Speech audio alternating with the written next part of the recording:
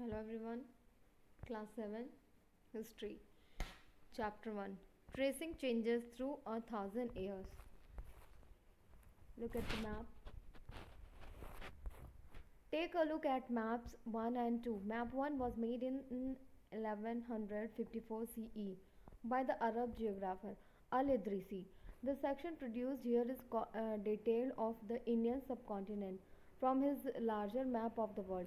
Map 2 was made in the 1720s by a French cartographer. The two maps are quite different even though they are the same area. In all Idrisi maps, South India is where we would expect to find North India, and Sri Lanka is the island at the top. Place names are marked in Arabic.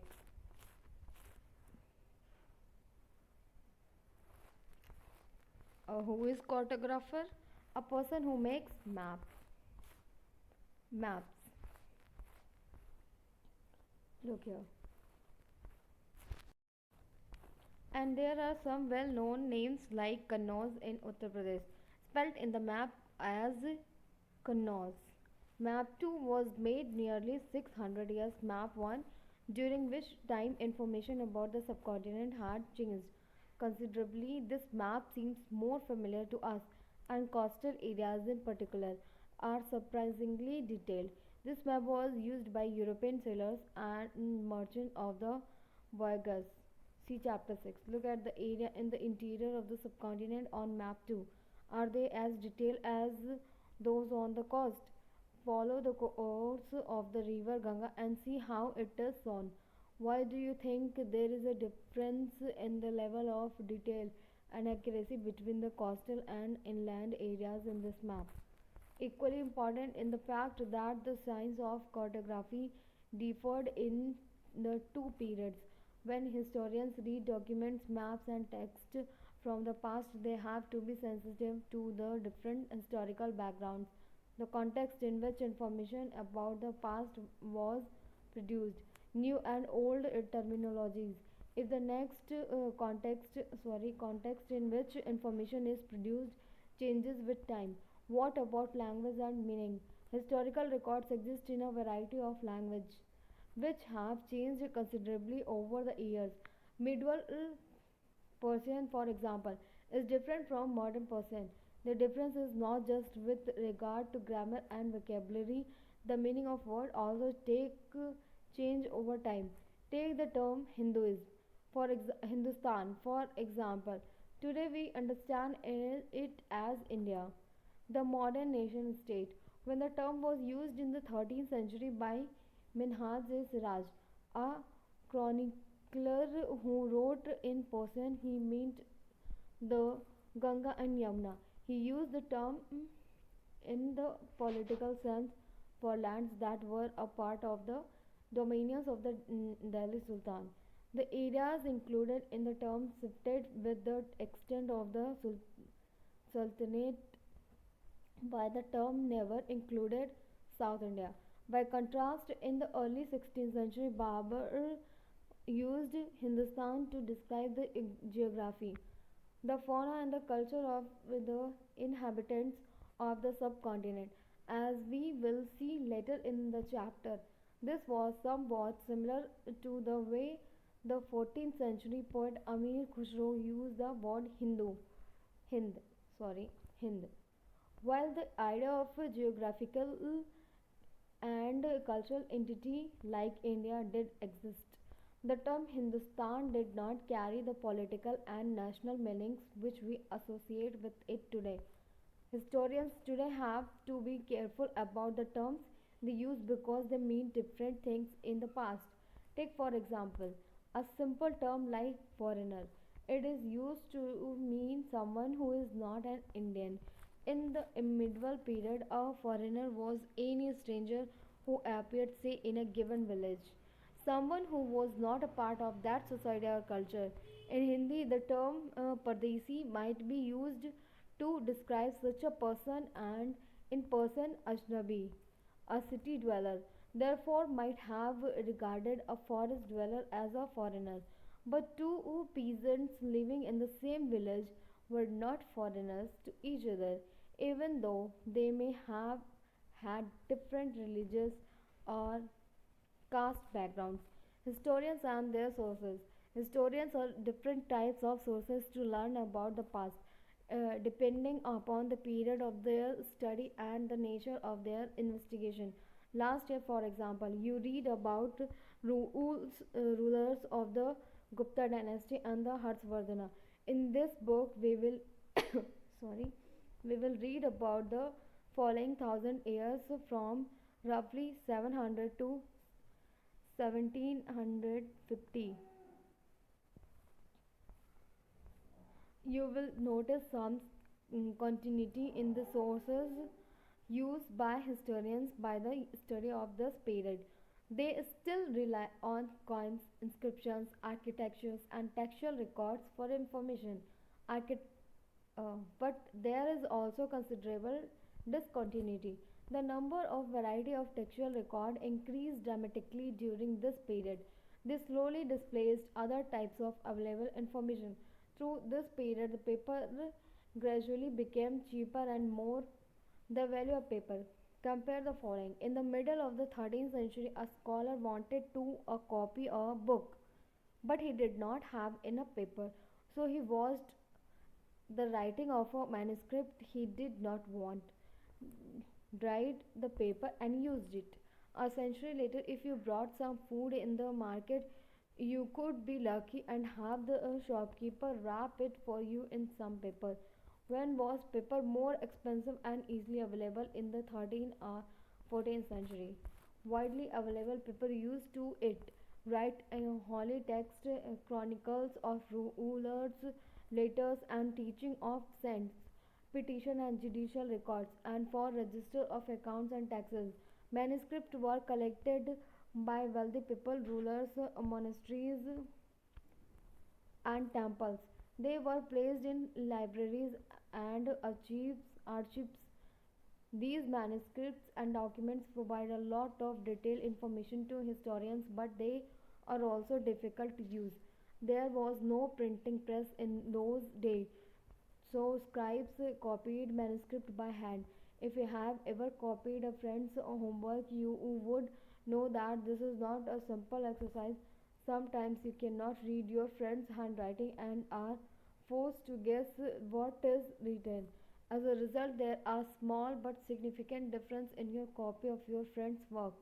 Manuscript copying is somewhat similar as scribes copied manuscripts. They also introduced small changes, a word here, a sentence there. These small differences grew over centuries of copying until manuscript of the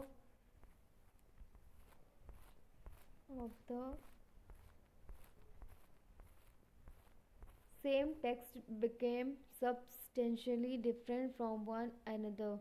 This is a serious problem because we rarely find the original manuscript of the author today. We are totally dependent upon the copies made by later scribes. As a result, historians have to read different manuscript versions of the same text to guess what the author had originally written. On occasion, authors revised their chronicles at different times. The 14th century chronicles, Jadin Barani wrote his chronicles first in 1356 and another version 2 years later. The two differ from each other, but historians did not know about the existence of the first version until the 1960s. It remained lost in large library collections. New, new social and political groups. The study of the 1,000 years between 700 and 1750 is a huge challenge to historians largely because of the scale and variety of development that occurred over the period. At different moments in this period, new technologies made their appearance, like the person wheel in irrigations. The spinning wheel is in weaving and fire, firearms in combat. New foods and beverages arrived in the subcontinent: potatoes, corn, chilies, tea, and coffee. Remember that all these innovations, new technologies, and crops came along with people who brought their other ideas with them as well. As a result, this was a period of economic, political, social, and cultural changes. You will learn about some of these changes in chapter 5, 6, 7. This was also a period of great mobility. Groups of people traveled long distance in search of opportunity. The subcontinent held immense wealth and the possibilities for people to carve a fortune. One group of people who became important in this period were the Rajputs, a name derived from Rajputra, the son of a ruler. Between the 8th and 14th century, the term was applied more generally to a group of warriors who claimed Kshatriya caste status. The term included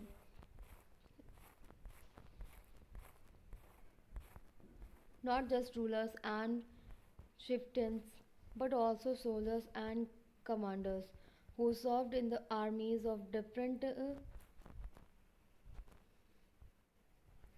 monarchs all over the subcontinent. A chivalric code of conduct, extreme value, and a great sense of loyalty were the qualities attributed to Rajputs by their poets and bards.